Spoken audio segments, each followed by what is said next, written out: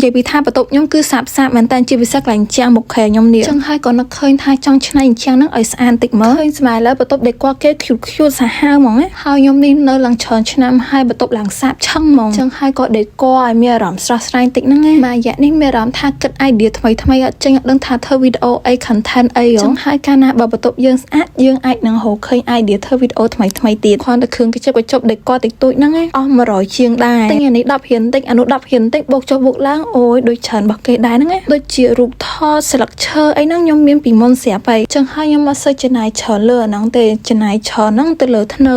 ដែលខ្ញុំដាក់បញ្យមកជាន់2ជាន់ហ្នឹងហើយនឹងធ្នើឈើដែលកំពុងតែស្វានេះគំនិតខ្ញុំមួយទៀតដែលខ្ញុំចង់ដេកណាពេលណាខ្ញុំចង់និយាយនៅក្នុងបន្ទប់ខ្លួនឯងមាន background ស្អាតអីអញ្ចឹងទៅអីរហូតដល់ខ្ញុំធ្វើ content តារ៉ូស៊ីពេកអញ្ចឹងហើយចង់ update ខ្លួនឯងនិយាយដាក់ TikTok ផ្ទាល់អត់សូវកាត់តអីច្រើនអញ្ចឹងណាដេកនេះអត់តន់ហើយទេនៅដាក់ភ្លើងហើយតុបតែងនៅលើធ្នើអីហ្នឹងទៀតអញ្ចឹងហើយចាំតាមដាននៅវីដេអូភាគ2ដេកបន្ទប់តទៀត